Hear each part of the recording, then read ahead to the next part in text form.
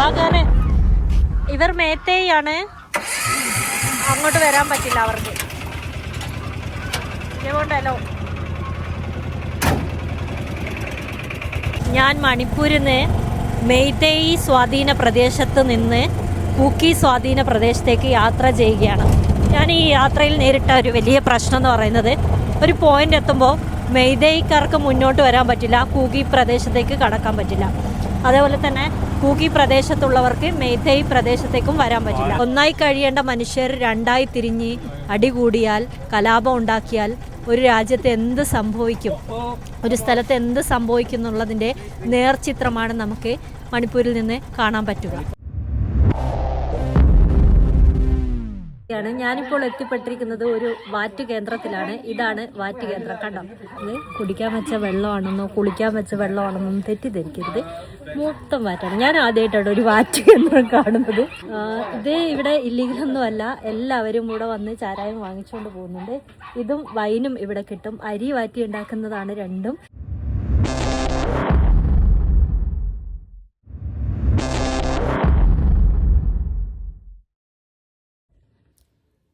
കഴിഞ്ഞ 3 വർഷമായി ഗോത്രകലാപം രണ്ടായി പകുത്ത ഇന്ത്യയുടെ രത്നമെന്നറിയപ്പെടുന്ന മണിപ്പൂരിൽ നിന്നാണ് സംസാരിക്കുന്നത്. കലാപം ഒരുവിധം കെട്ടടങ്ങിയെങ്കിലും പൂർണ്ണമായും ശാന്തമാകാത്ത എത്രയോ ഗ്രാമങ്ങൾ. കലാപമുഖത്തുള്ളവർക്ക് നഷ്ടപ്പെട്ടത് സമാധാനവും വീടും പ്രിയപ്പെട്ടവരുമാണ്. അത് മെയ്തേയി ഗോത്രമായാലും കൂക്കി ഗോത്രമായാലും ചിന്തിയത് ഒരേ നിറത്തിലുള്ള ചോരയാണ്. കലാപത്തെ തുടർന്ന് ഒരു നാടെങ്ങനെ 2 വിഭാഗമായെന്നും അവർ പരസ്പരം കാണാതെ കാണാമറയത്തായിപ്പോയെന്നും നേരിൽ കണ്ടു. ഇംഫാൽ ഉൾപ്പെടെയുള്ള ഇടങ്ങളിലെല്ലാം കനത്ത സൈനിക വലയമുണ്ട്. ഇരുവിഭാഗങ്ങളും സ്വന്തം നാടിനകത്തെ അതിർത്തി ഭേദിക്കാതിരിക്കാനും വീണ്ടും കലാപമുണ്ടാകാതിരിക്കാനും ജാഗരൂകരാണ് സൈന്യം. രാഷ്ട്രപതി ഭരണം അവസാനിക്കുന്നതിന് തൊട്ടു മുൻപായിരുന്നു എൻ്റെ മണിപ്പൂർ യാത്ര. വീണ്ടും സർക്കാർ അധികാരമേറ്റതിനു തൊട്ടു പിന്നാലെ ഉക്രൂൾ അടക്കം ചിലയിടങ്ങളിൽ വീണ്ടും അശാന്തി പടരുന്നുണ്ട്. കലാപം ആസൂത്രണം ചെയ്തവരുടെ ലക്ഷ്യം വർഗീയ ധ്രുവീകരണം മാത്രമായിരുന്നു.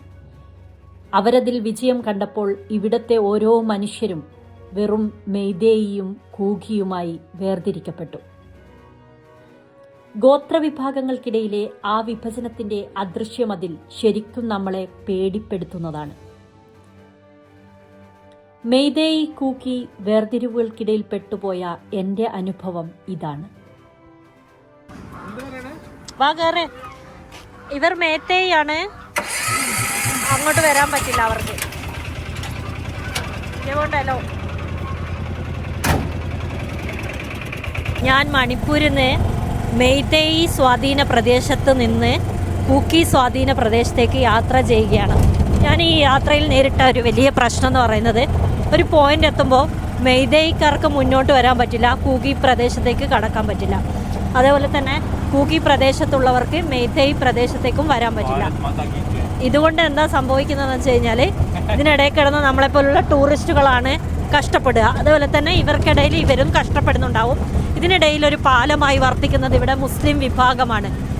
അവരാണ് നമ്മളെ ഈ 2 വിഭാഗങ്ങൾക്കിടയിലുള്ള ഭാഗങ്ങൾ കടന്നു പോകാൻ സഹായിക്കുന്ന വാഹനങ്ങളൊക്കെ ഓടിക്കുന്നത് മുസ്ലിം വിഭാഗത്തിൽ നിന്നുള്ള ആളുകളാണ് കേട്ടോ.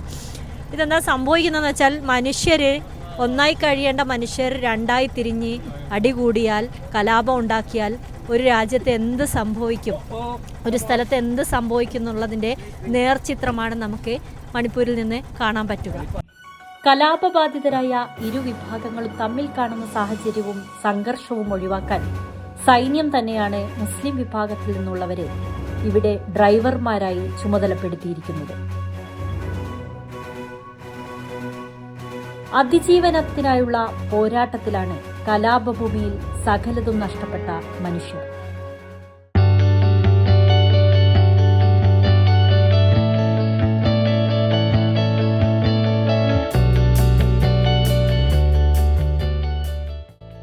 ഇത് തമിഴ്നാട്ടുകാരൻ രമേശും മണിപ്പൂരുകാരി ഭാര്യ രാധയും. ഇംഫാലിൽ ദോശയും ഇഡ്ലിയും വിൽക്കുകയാണിവർ. മണിപ്പൂരിൽ കൂക്കി സ്വാധീന പ്രദേശമായ മൊറായിലായിരുന്നു ഇവർ.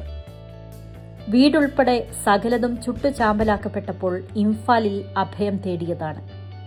മെയ്തേയി വിഭാഗത്തിൽപ്പെട്ടവർ താൽക്കാലികമായി ഒരുക്കി നൽകിയ വീട്ടിൽ താമസിക്കുന്നു. അതിജീവനത്തിനായി യാത്രക്കാരായി എത്തുന്ന ദക്ഷിണേന്ത്യക്കാർക്കും ഇംഫാലിലെ സൗത്ത് ഇന്ത്യൻ ഭക്ഷണപ്രേമികൾക്കും രുചിയുള്ള തമിഴ് ഭക്ഷണമൊരുക്കുന്നു.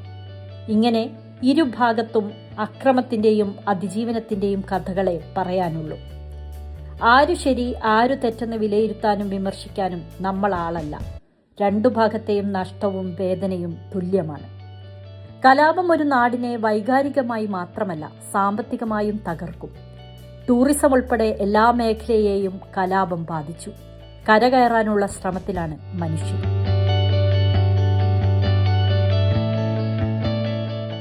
ഞാനിപ്പോൾ എത്തിപ്പെട്ടിരിക്കുന്നത് ഒരു വാറ്റ് കേന്ദ്രത്തിലാണ്. ഇതാണ് വാറ്റ് കേന്ദ്രം. കണ്ടോ, ഇത് കുടിക്കാൻ വെച്ച വെള്ളമാണെന്നോ കുളിക്കാൻ വെച്ച വെള്ളമാണെന്നോ തെറ്റിദ്ധരിക്കരുത്. മൊത്തം വാറ്റാണ്. ഞാൻ ആദ്യമായിട്ടാണ് ഒരു വാറ്റ് കേന്ദ്രം കാണുന്നത്. ഇത് ഇവിടെ ഇല്ലീഗലൊന്നും അല്ല. എല്ലാവരും കൂടെ വന്ന് ചാരായം വാങ്ങിച്ചുകൊണ്ട് പോകുന്നുണ്ട്. ഇതും വൈനും ഇവിടെ കിട്ടും. അരി വാറ്റി ഉണ്ടാക്കുന്നതാണ് രണ്ടും. സമ്പൂർണ്ണ മദ്യനിരോധനം ഉണ്ടായിരുന്ന മണിപ്പൂരിൽ 2022 മദ്യനിരോധനം ഭാഗികമായി അവസാനിച്ചു. ലൈസൻസ് എടുത്ത് ആളുകൾക്ക് വീടുകളിൽ അരി കൊണ്ടുള്ള ബിയറും വൈനും ചാരായവുമൊക്കെ നിർമ്മിക്കാം.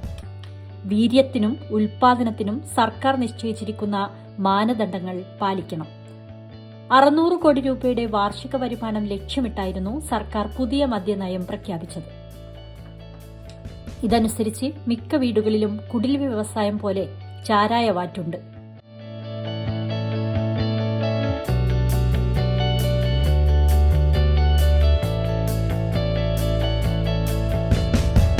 ചാരായവാറ്റും തടാകങ്ങളിലെ മത്സ്യകൃഷിയും നെൽകൃഷിയും കൈത്തറിയും കരകൗശല വസ്തുക്കളുടെ നിർമ്മാണവും ഒക്കെയാണ് മണിപ്പൂരിലെ ജനങ്ങളുടെ ഉപജീവന മാർഗം.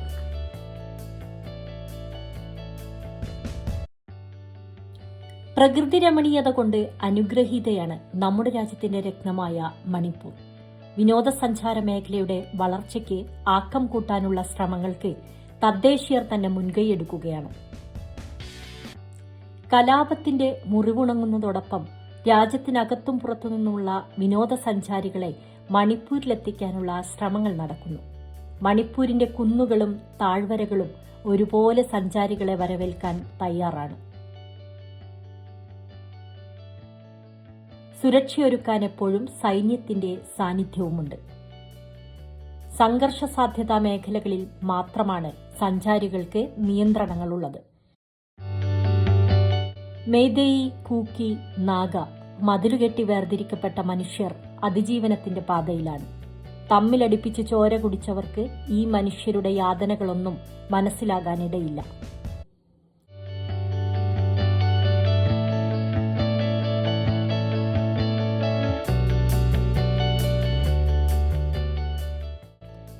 ഇറോം ശർമിളയുടെയും മേരി കോമിന്റെയും മീരാഭായ് ചാനുവിന്റെയും നാടിന്റെ അഴകിന് മാറ്റൊന്നും കുറഞ്ഞിട്ടില്ല. അവസരം കിട്ടിയാൽ നിങ്ങളും മണിപ്പൂരിന്റെ അഴക് കാണാനെത്തണം.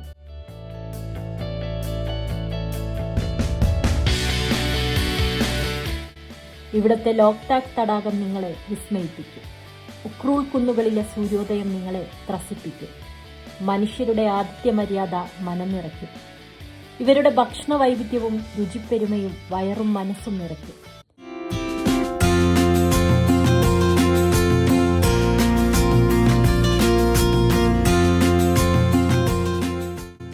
കലാപത്തിന്റെ മുറിവുണങ്ങി ഇവർക്കെല്ലാം സമാധാനത്തോടെ ജീവിക്കാൻ സാധിക്കട്ടെ എന്ന് ആശിച്ചും ആശംസിച്ചും വിട പറയട്ടെ.